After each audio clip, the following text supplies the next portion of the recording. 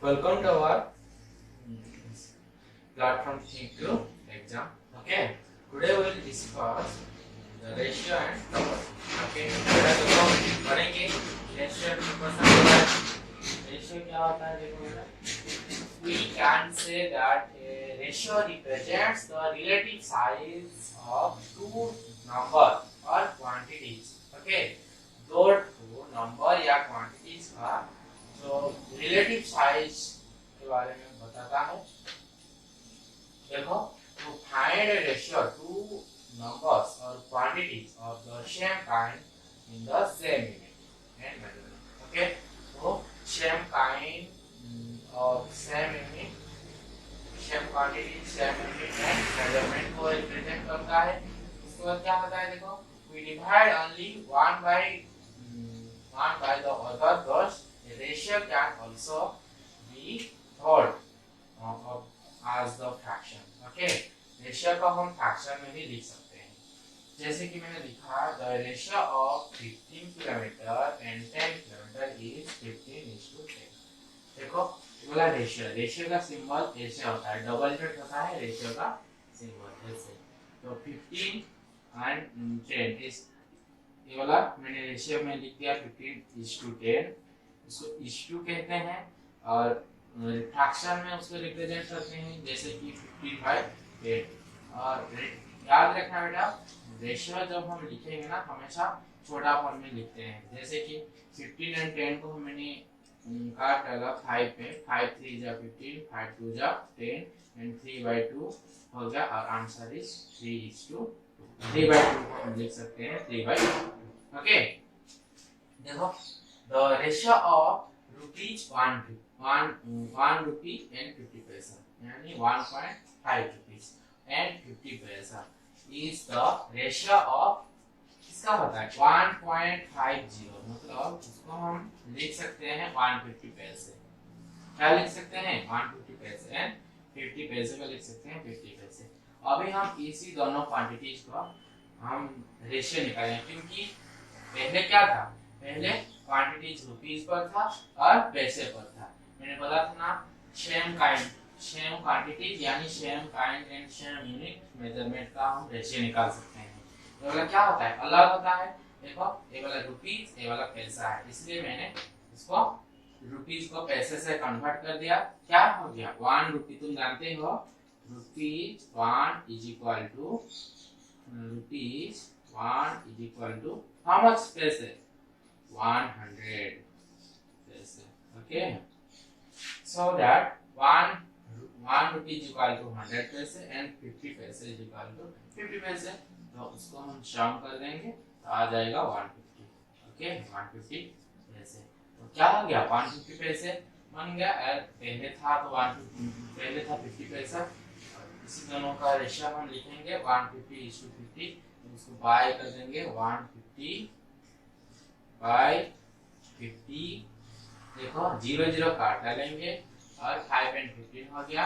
अभी इसको काटेंगे 5 1 जा 5, 5 3 जा 15, तो आ गया 3/1। 3/1 को हम लिख सकते हैं 3:1। फाइनली कौन सा रेशियो पर बना 3:1। ओके, देखो बेटा कंपोनेंट्स ऑफ रेशियो। रेशियो का क्या क्या कंपोनेंट्स रहता है, there are 2 parts of component in ratio. पहला क्या होता है एंटीसीडेंट एंड दूसरा होता है कॉन्सेक्वेंट। ओके, देखो जो हम पहले जो पार्ट होता है उसको क्या कहते हैं, फर्स्ट टर्म को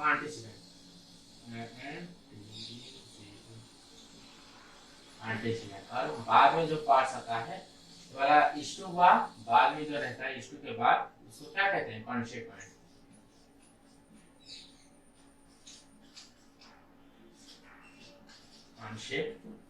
ओके, देखो तो उसका एक फॉर्मूला रहता है।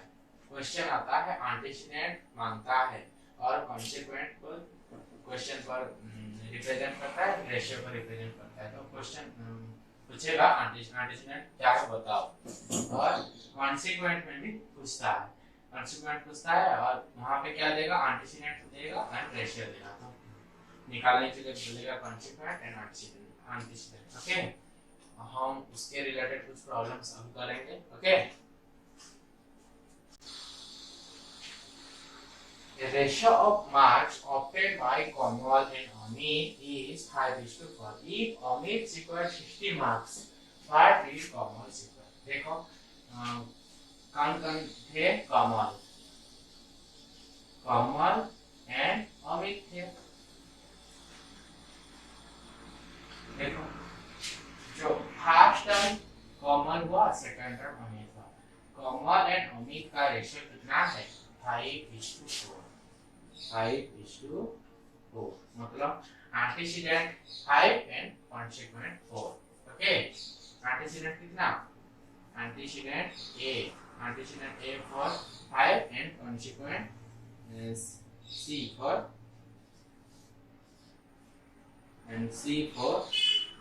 4।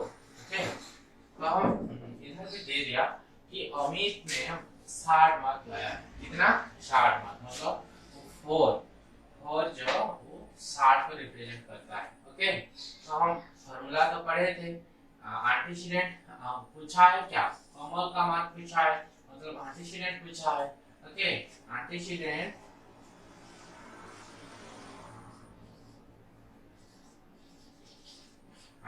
इज इक्वल टू क्या फॉर्मूला है? Consequent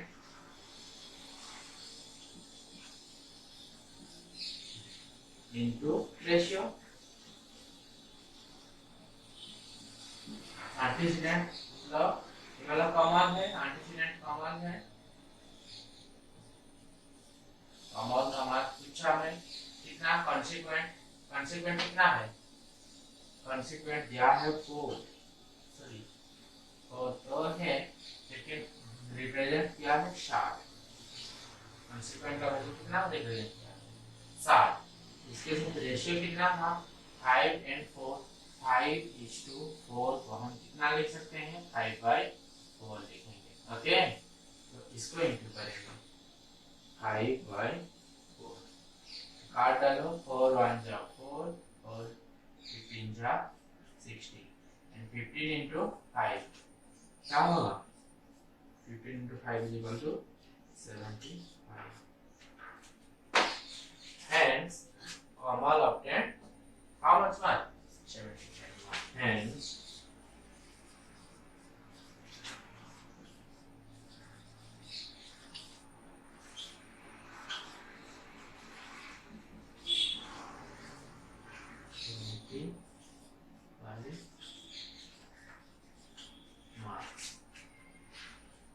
okay. Some points to be remembered. Okay, कुछ ऐसे पॉइंट्स है जिसको रिमेम्बर करना जरूरत है। देखो बेटा क्या क्या पॉइंट्स है। देखो पहला पॉइंट क्या है? A ratio of two numbers can be expressed as a fraction. Ratio वाला जो टू नंबर्स होता है एंटीसीडेंट और कॉन्सिक्वेंट को हम फ्रैक्शन पर लिख सकते हैं। जैसे कि 2:3। 2:3 को हम 2/3 कर सकते हैं। 2/3 कर सकते हैं। Okay, so all the rules of for operations with fraction can be used। तो रेशियो को हम फ्रैक्शन पर लिख सकते हैं, पहला पॉइंट। दूसरा पॉइंट क्या है? देखो बेटा, while finding the ratio like quantity, make sure that the unit of measurement is the same। देखो रेशियो जब तुम फाइंड करोगे, जब रेशियो को निकालोगे तो क्या करना है? The same unit quantities make sure that the unit measurement is the same। okay, उसका जो यूनिट मेजरमेंट सेम होना चाहिए। जैसे कि हम किलोमीटर पर कर रहे हैं तो दूसरा वाला भी किलोमीटर पर होना चाहिए। ओके, 1 किलोमीटर होगा, तीसरा मीटर होगा, इसलिए दूसरा मीटर होगा, तो इन दोनों के बीच में हम रेशियो नहीं निकाल सकते हैं। ओके, लेकिन इस दोनों के बीच में हम रेशियो निकाल सकते हैं। समझ में आया? क्योंकि यूनिट सेम है बेटा, इधर यूनिट सेम नहीं है। ओके, इसलिए हम क्या रेशियो नहीं निकाल सकते। देखो, a ratio of unlike quantities, for example the ratio of man's weight to his height is meaningless। देखो, एक आदमी का वेट एंड हाइट को हम रेशियो में नहीं कर सकते। वेट कितना होगा? मान लो उसका वेट 50 केजी है। कितना है? 50 केजी है। और हाइट कितना है? हाइट है 4 फीट है, 4 फीट। ओके, 4 फीट है। तो केजी एंड 5, जो केजी यूनिट अलग हो गया, यूनिट पूरी तरह से अलग हो गया, केजी एंड फीट। तो इसीलिए हम इसका रेशियो नहीं निकाल सकते। समझ में आया? चौथा पॉइंट क्या होता है? Ratio does not have any unit and measurement. Ratio का कोई यूनिट एंड मेजरमेंट नहीं रहता है। जैसे कि हम हमारे हिसाब से हम लिख सकते हैं केजी, केजी करेंगे तो दो कॉन्स्टिट्यूएंट एंड एंटीसीडेंट दोनों केजी पर रहेगा। अगर मीटर करेंगे तो दोनों मीटर पर रहेगा, सेंटीमीटर करेंगे तो दोनों सेंटीमीटर पर रहेगा। हमारे हिसाब से हम यूनिट ले सकते हैं। ओके, उसके बाद फिफ्थ पॉइंट क्या है? Expression like double, triple and 4 times can be expressed as ratio. देखो 2 बार, 3 बार, 4 बार अगर है तो हम उसको कॉमा दे देकर लिख सकते हैं। क्या करेंगे? कॉमा दे देकर लिख सकते हैं। ओके, इसको याद रखना। देखो बेटा, अभी सिंपलीफिकेशन ऑफ रेशियो। ओके, हम जो रेशियो कुछ लिया हूं तो इस सब का सिंपलीफिकेशन करेंगे। कैसे करेंगे? देखो, रेशियो को पहले हम फ्रैक्शन पर लिख देंगे 12/18। ओके, हम ऐसे छोटे छोटे कर सकते हैं, नहीं तो हम डायरेक्टली इसका क्या करेंगे? एलसीएम लेकर हम कर सकते हैं। किसका? 12 एंड 18 का। ओके, देखो एलसीएम ले रहा हूँ। 2 6 12, 2 9 18 and 3 2 6, 3 3 9। और कौन में होगा? 2 में होगा 1 और 3 और 3 में होगा 1। ओके, 2 3 6, 2 3 6 and 2 3 6 6 6 36 हो गया। नहीं होगा इससे नहीं, से अपनी लेंगे इसका। Okay, 3 2 6 and 3 3 9। ओके, 3 2 6 ऐसे हुआ। देखो, तो हम डिवाइड कर सकते हैं 6 को, तो आ जाएगा 12 divided 6 is equal to 2 and 18 divided 6 is equal to 3। Okay, तो आंसर आ जाएगा 2/3 एंड हम लिख सकते हैं 2:3। ओके, और एक मेथड क्या है? देखो 12/18, इसको हम काट के छोटा करेंगे। 2 में कटेंगे, 2 में कटेंगे तो 6 होगा, 2 में कटेंगे तो 9 होगा। अभी देखो कौन सा नंबर पर कट रहा है? 3 में कट रहा है। 3 2 6, 3 3 9 आ रहा है 2/3। 2/3 इक्वल तो हम लिख सकते हैं 2:3। ओके, दूसरा देखो बेटा, इधर 1/6 is to 1/8। हम 1/6 by 1/8 ये वाला फ्रैक्शन में लिखेंगे। पर कहाँ पर भी इतना सारा बाय नहीं रहता है बेटा, इसलिए हम इसको क्या करेंगे? रेसिप्रोकल कर देंगे और इनटू कर देंगे। बाय है ना, इसका रेसिप्रोकल क्या हो जाएगा? इनटू हो जाएगा। 1/6 इनटू 8 पूरी तरह से घूम जाएगा, मतलब न्यूमरेटर नीचे आ जाएगा, डिनोमिनेटर ऊपर चले जाएगा। 8/1 होगा। ओके, ये वाला जो 2 में कटेंगे 2 3 6, 2 4 8। और नहीं होगा, हम न्यूमरेटर को न्यूमरेटर के साथ इंटू करेंगे, डिनोमिनेटर को डिनोमिनेटर के साथ इंटू करेंगे। देखो 1 × 4 = 4 and 3 × 1 = 3। ओके, आ गया 4/3 = हम लिख सकते हैं 4:3। ये आंसर। Okay, then next 2/15 = 1/25। इसको भी हम लिख सकते हैं 2/15 by 1/25। ओके, क्या कर सकते हैं अभी? 2/15 ये वाला बाय को क्या करेंगे? रेसिप्रोकल कर देंगे, तो डिनोमिनेटर ऊपर चले जाएगा, न्यूमरेटर नीचे आ जाएगा। देखो इनटू 25/1। देखो काट डालेंगे, 15 को काटेंगे और 25 5 में कट रहा है। 5 3 15, 5 5 25। ओके, तो आ रहा है 2 × 5 कितना? 10/3 × 1 = 3। तो आ रहा है 10/3 को हम लिख सकते हैं 10:3, यही आंसर। तीसरा क्या, और चौथा देखो मैंने 32:40, देखो हम लिख सकते हैं 32/40। ओके, काट डालो, नहीं तो हम इसका एचसीएफ ले सकते हैं। एचसीएफ क्या होगा, 32 and 40 का 2 पर करेंगे, 2 2 1 जा 2 एंड 12 हो गया, एंड 2 6 जा 12 एंड 12 हो गया 20। ये देखो 2 पर 2 8 जा 16, 2 10 जा 10, 2 10 जा 20। ओके, अगर 2 2 4 जा 8, 2 5 जा 10 और नहीं होगा क्योंकि कॉन्जुगेट नंबर हो गया। 2 × 2 × 2 क्या हो गया 8। इससे कितना हो गया, इससे इक्वल टू 8। तो हम डिवाइड कर सकते हैं 32 divided by 8 and 40 divided by 8। 32 divided by 8 क्या होगा,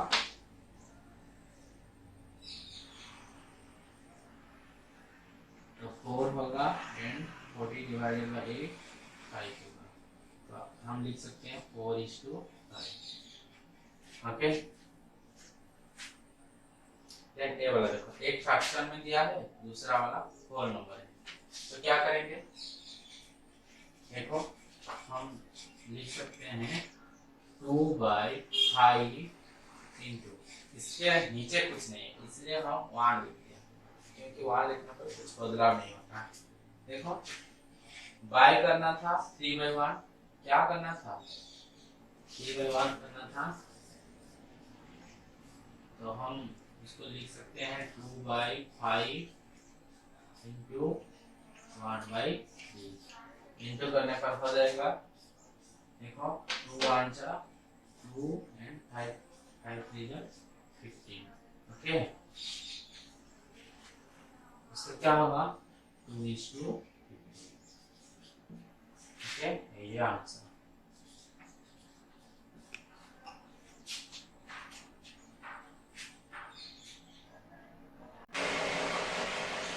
देखो अरे क्वेश्चन मतलब डिवाइड नंबर इनटू 2 पार्ट्स में गिवन रेशियो देगा और एक नंबर देगा, तुमको निकालना है first term and second term. First term के लिए, फर्स्ट पार्ट के लिए फॉर्मूला क्या होता है, first term by sum of terms into number. Okay, second part is equal to first and second terms by sum of terms into number. Okay, देखो question दिया है divide 63 in the ratio 4:5, find the first term and second terms. Okay, first term and second terms ढूंढो, कैसे होगा, देखो here number is equal to कितना, number कितना है 63, या रेशियो, फर्स्ट रेशियो क्या होगा 4:5। Okay, first term is equal to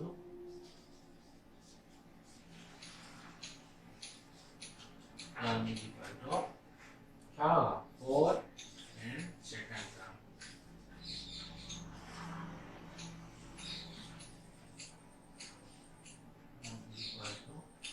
होगा 5। First term second term value, देखो divide 63 in the ratio of 4:5, find the first term and second term values। First term values and second term values निकालना है। Number क्या है 63, first term है 4 and second term है 5। तो मैंने first term निकाल, फर्स्ट टर्म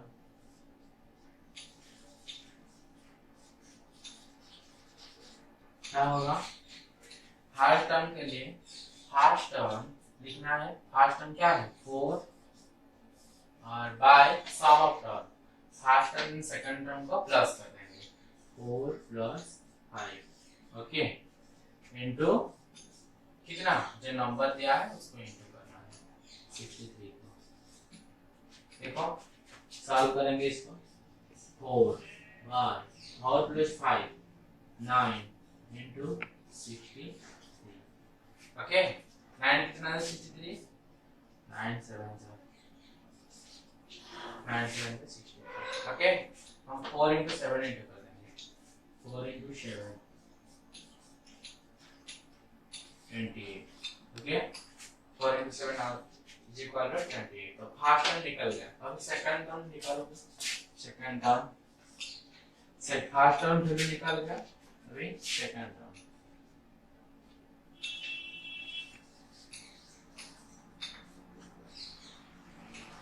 फॉर्मूला क्या है देखो सेकंड टर्म निकालने के लिए फॉर्मूला है second term by sum of terms into number okay second term का हाउ मच 5 लिखना है 5 and sum of terms 5 plus 4 यानी 4 प्लस 5 कोई भी कर सकते हो और नंबर है 60 कितना 63 ओके देखो 5 by 4 plus 5 is equal to 9 into 63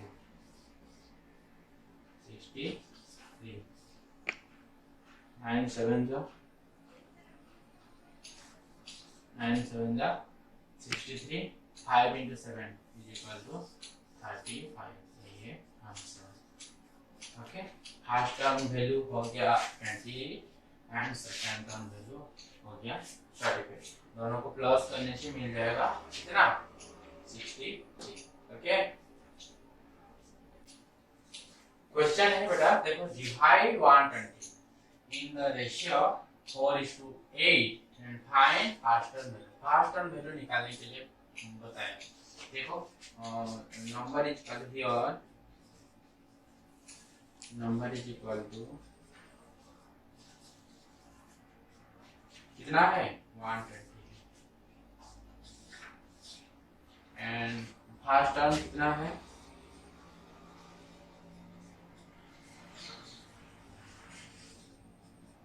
4 second term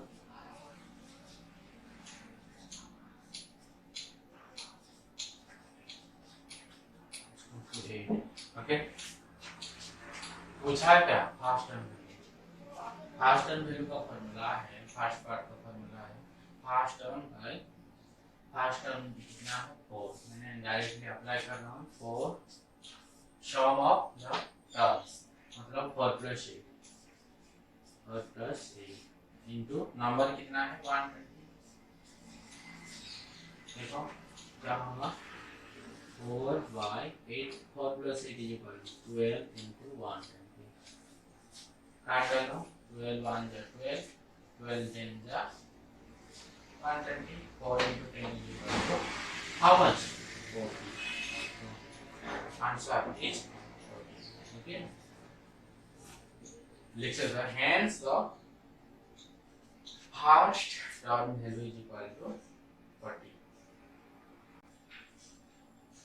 देखो बेटा कंपाउंड रेशियो क्या होता है मैंने बता रहा हूँ कंपाउंड रेशियो का दो पार्ट होता है एक एंटीसीडेंट दूसरा होता है कॉन्सिक्वेंट ओके तो हम एंटीसीडेंट को एंटीसीडेंट के साथ इंटू कर देंगे और कॉन्सिक्वेंट को कॉन्सिक्वेंट के साथ इंटू कर देंगे ओके इधर भी एक एंटीसीडेंट एंड कॉन्सिक्वेंट है इधर भी एंटीसीडेंट एंड कॉन्सिक्वेंट है ओके क्या करेंगे एंटीसीडेंट को एंटीसीडेंट के साथ इंटू करेंगे कॉन्सिक्वेंट को कॉन्सिक्वेंट के साथ इंटू करेंगे 4 into 2 ratio is to 1 into 3 okay 4 2 जा 8 is to 1 3 जा 3 okay बन गया ये वाला क्या कंपाउंड रेशियो ओके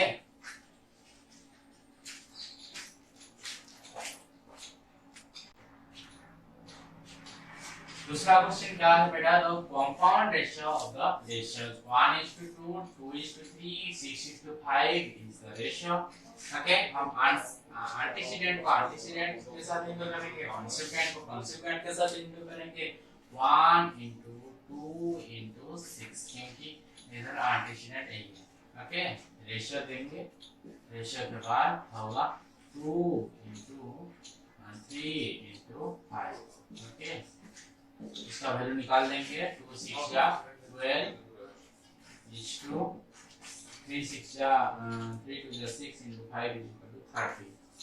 ओके, तो कंपाउंड रेशियो बन गया 12 is to 30। कितना हो गया? 12 is to 30। ओके, ये answer. The compound ratio of the ratios 6 is to 4, 9 is to 7, 4 is to 9, 5 is to 12। Okay, इसका एंटीसीडेंट को पहले अलग कर देंगे। 6 into 9 into 4 into 5। Okay, ratio का सिंबल रहेगा। इसके बाद 4 into 7 into 9 into 12। देखो इंटू करेंगे। 4 5 जा 20, 6 9 जा 54। ओके, 2 4 जा 8, 5 2 जा 10। इतना हो गया पहला टर्म। सेकंड टर्म क्या होगा? 4 7। ओके, 108 20 इंटू कर देंगे। 108 and 28।